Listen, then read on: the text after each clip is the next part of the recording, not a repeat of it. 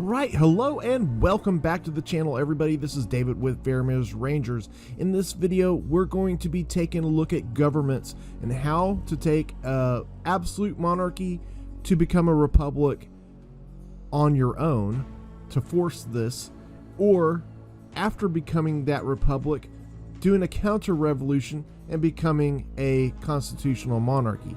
As that is the only way to get to be a constitutional monarchy, is you have to go through that process. So let's discuss it, shall we? Alright, so straight off the bat, I'm going to tell you at the end of this video, I'm going to give you a special tip on something that you can get that's a nice extra caveat after committing these revolutions. So stick around to the very end for that. Okay, so phase one, we got to piss off our people in a absolute monarchy to force them to become a republic. And to do that, we're going to have to increase the taxes on our lower class, and that should piss off the lower population, if you will, so that way we can start this rebellion. Now, the benefit of that is we are going to get a nice little tax boost, and that will help us with income as well. So that should be nice because some buildings are going to get damaged along the way. So after doing that, it will take 3 turns to get to that rebellion.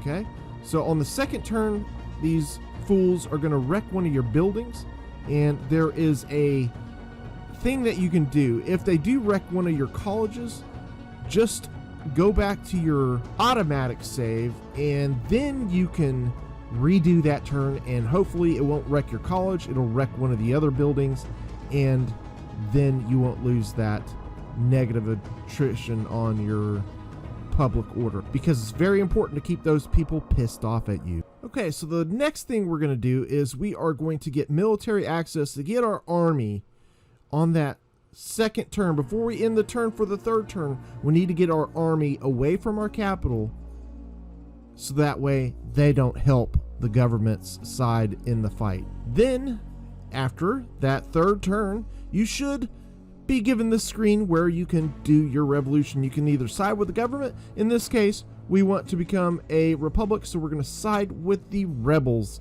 Now, we're going to bring our army up and attack. Luckily, the balance is in our favor because we did move that army out, and we are able to win the rebellion very easily. So if your goal is to become a republic, the goal is settled and you are now a republic. But however, if you want to become a constitutional monarchy, you have to do this process again, but this time raise the taxes on your upper class.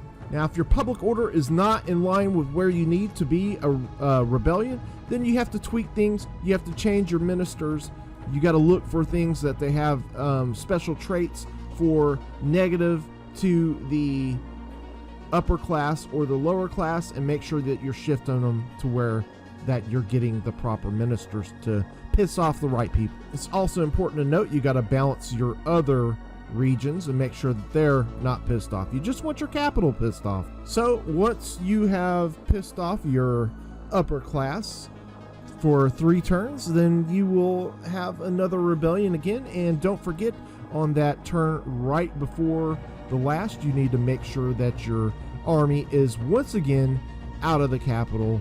That way they will not interfere with your fight against the government, because that would not be advantageous to you to fight more men than what you can handle.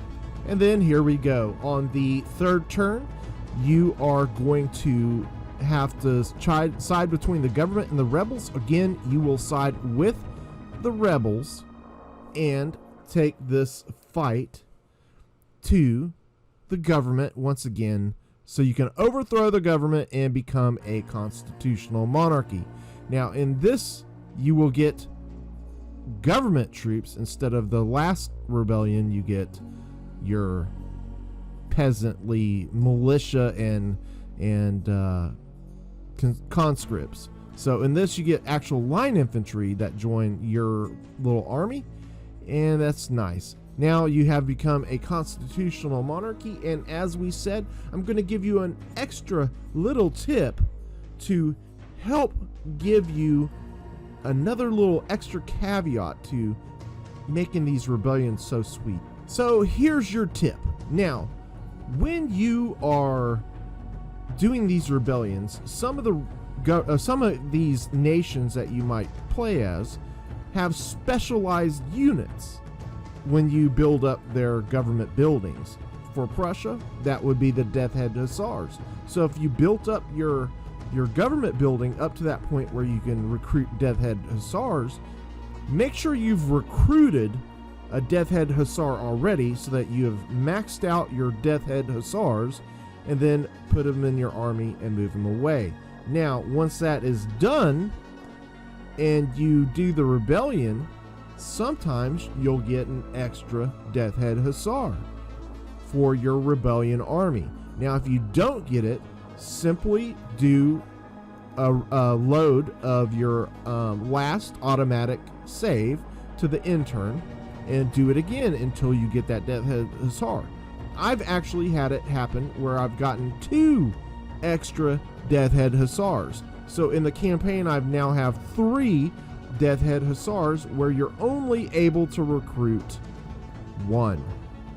Now, that is nice. If you're France, sometimes you'll get Bulkleys. I've actually gotten 3 Bulkleys before that were extra. So I've gotten 4 Bulkleys playing as France. So play around with that. You might come out with some extra specialized units that you can only recruit 1 of.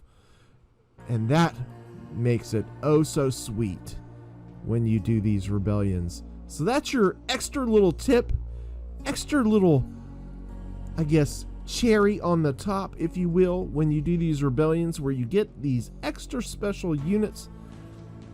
Yeah, it pays off to be with the constitutional monarchy, I always say, as it is my favorite government. Now, if you did enjoy this video, you can see another tip on governments where we'll discuss the different government types coming soon to a YouTube near you.